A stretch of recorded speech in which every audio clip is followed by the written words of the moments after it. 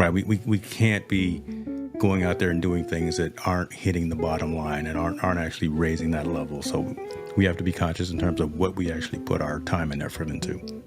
Being able to not be afraid of the technology, right? Being able to embrace the technology. I mean, that's also like in line with this new conversation around generative AI and how it's evolving and starting to take over a lot of industries and a lot of what we do on a daily basis. So yeah, man, you just came right off the top there, throwing haymakers. I'm like, my goodness. Okay.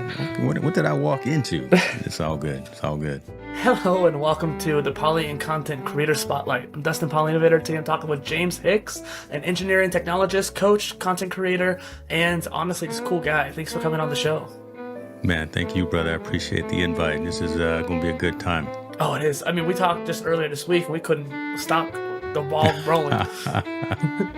I even just like kind of talking to you before this call, we were talking about how you were doing like a multi-stream to like 18 different places and how just the challenges of that as a creator. And you and I just love kind of going into the details like that.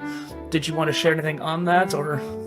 Well, you just want to open up the wounds right off the jump, huh? Rip off the Band-Aid. So, my gosh, okay. No honeymoon period at all with you.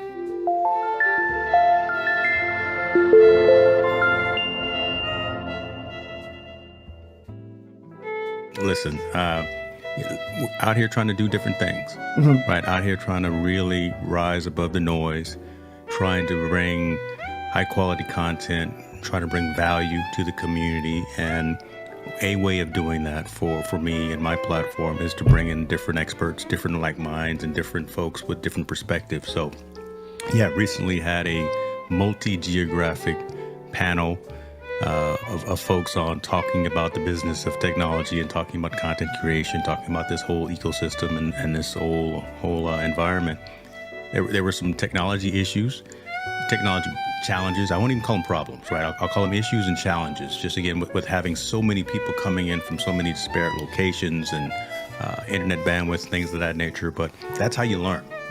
Right, by doing those things that, again, a little different than everyone else that's out there, by being unique, being different, and like I say, rising above that noise. So I researched and took a look at what caused some of the issues that I had during that particular stream. And next week when we go live, we're going to be 2% better. Right, we're going to make sure that the experience and the value for the community that are listening and are watching is going to be that much better. So I actually like it when things don't go as completely as planned. I like it when the lights go out or when an internet glitch happens or when an overlay doesn't look right. Because again, in those moments, that's when you learn and that's when you get a little bit better.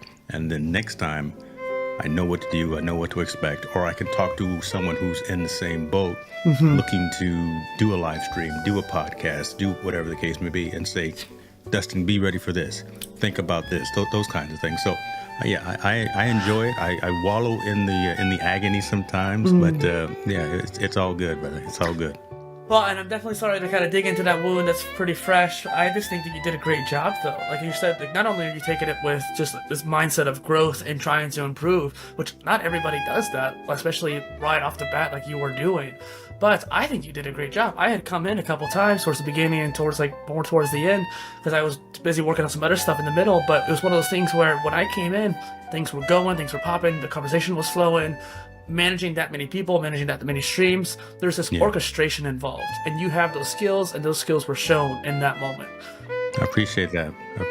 Man. It's an innate talent. I guess I won't be humble on the stream here, but Hey, this is your spotlight. Don't be humble.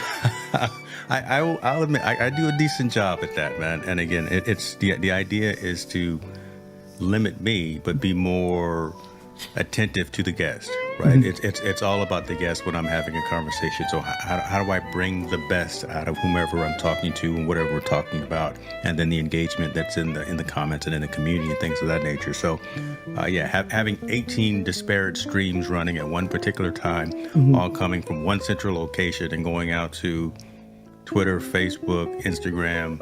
I think someone was going even to TikTok. We were going everywhere.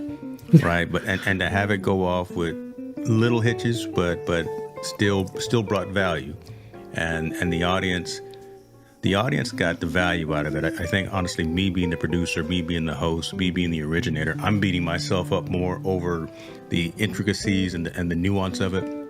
But rise above that, and the value was actually provided and was actually given. So I give myself a high C, a high C. You're so bad about it. A high C grade, passing grade. Still work to be done, but we passed. So we got the diploma signed. So plus, as we both know, you can always dump it into Opus and see what comes out of that too. Listen, it's generating right now, brother. Don't trip. Yeah, it's over here. We'll have some micro content clips in about 20 minutes. So yeah, don't trip. That's what I'm gonna do. Well, and I bet your solution architecture background probably helps a lot with that too. The way you can kind of see the bigger picture and understand the intricacies and how things are connected together.